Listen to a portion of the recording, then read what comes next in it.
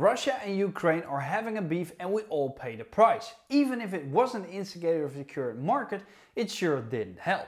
Many people are becoming more and more financially tied up because of the increasing living expenses. Not only that, but many people will see their net worth decline as well due to the upcoming housing market crash. For many months I've been making YouTube videos about all kinds of crypto projects, and in this video I'm going to give my take on the market right now and just some overall thoughts that I have. Now, I'm European, which means that like many of you, I face the same difficulties with the current energy market. Our utility bills are going up and this puts a lot of financial stress on a lot of people. Our newspapers are filled with articles about people that can barely make ends meet or need to put in extra money at the end of the month. We even have our own Twitter handle in the Netherlands called #IkRedHetNietMeer, which translates to I'm not able to make it anymore. And on top of the rising energy prices due to the situation in the Ukraine, there's also a 10% inflation in our country, which means that if you hold 1 million euros in the bank, it will be 100,000 euros less after 1 year. Luckily for us, we bought solar panels a while ago, and this winter our plan is to use electric heating more because we overproduce a lot. Which still is a great thing since the government in our country has postponed the cancellation of the salderingsregel from 2023 to 2025. And the salderingsregel, or netting in English, means that the power of our solar panels generated during the year will be added up or deducted from the power that we use. And if we use less than what we generate, we get compensated for the extra power. And this helps lowering our energy bills by quite a bit lately.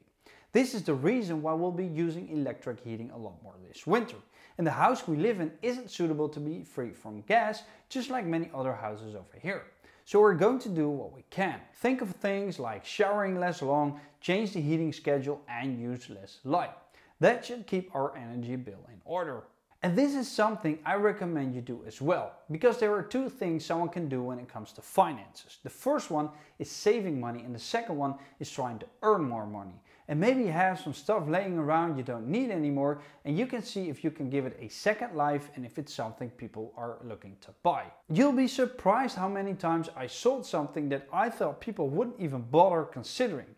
This will give you temporarily some extra cash, and you can also try to start a side hustle.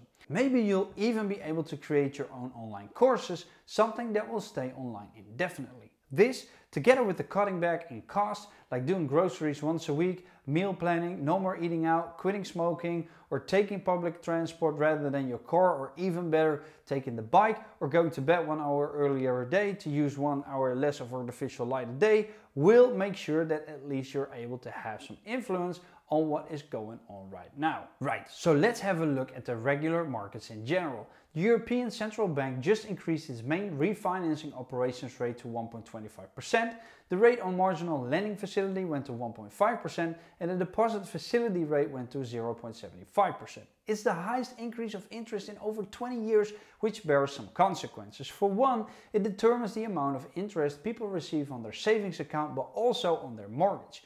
We bought this house 1 year ago and have an interest rate of 1.9% for a 30-year period. The same 30-year period now comes with an interest rate of around 3.8%, which means that if we bought this house under the same conditions right now, we would have to pay double the mortgage we are paying right now, which is absolutely insane.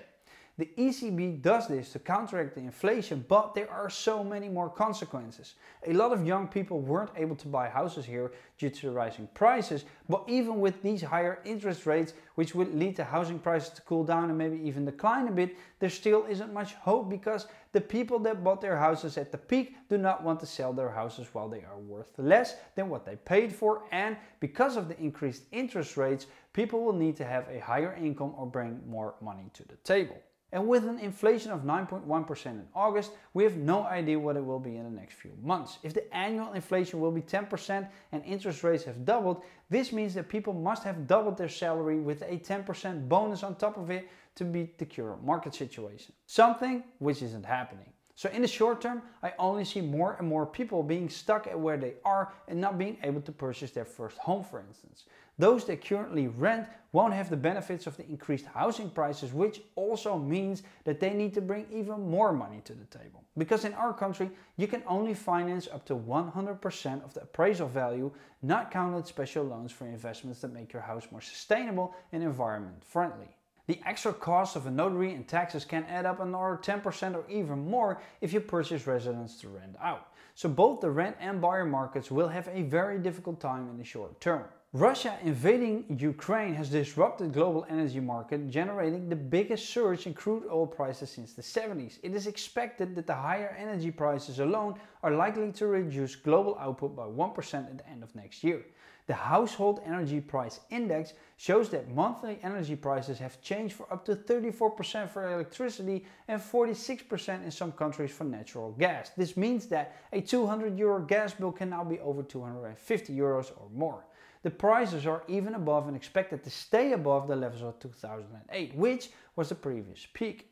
Inflation is one thing, but the increase of price for gas has much more effect than just your monthly bill, because companies will need to pay more for their energy as well, which means that the production of items is becoming more expensive, which means that sale prices will become more expensive as well. It's the entire chain that's being affected by these prices and this situation, and not so much a single subject. Because of this, the European Union decided to intervene and put a maximum cap on those gas prices to make sure it won't escalate any further. Because energy companies are making billions of profit right now due to their long-lasting contracts. And energy prices are expected to remain high due to uncertainty in the market, spurred by the risk of further disruptions of Russian gas supplies to the EU. In parallel, the availability of electricity generation in the EU has been below usual levels in the last months due to increased maintenance works of power stations, lower output from hydropower generation due to extreme weather conditions in the summer, and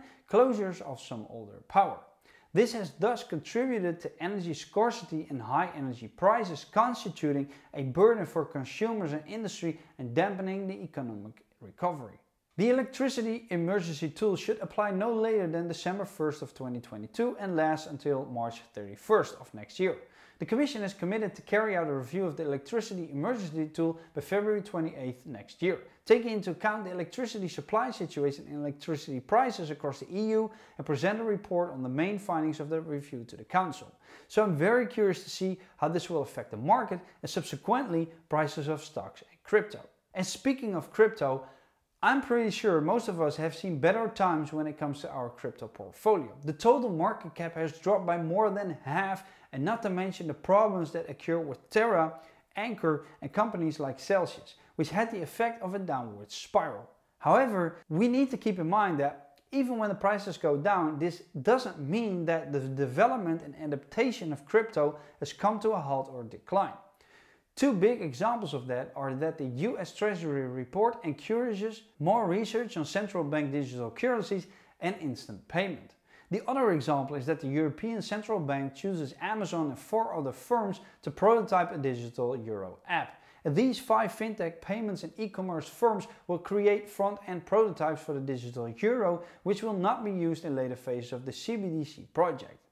Central bank digital currencies are digital tokens similar to cryptocurrency issued by a central bank, and they are pegged to the value of that country's fiat currency. And the plan is to have these be regulated by a nation's monetary authority or central bank, and promotes financial inclusion and simplify the implementation of monetary and fiscal policy. The main goal of CBDCs is to provide businesses and consumers with privacy, transferability, convenience, accessibility, and financial security.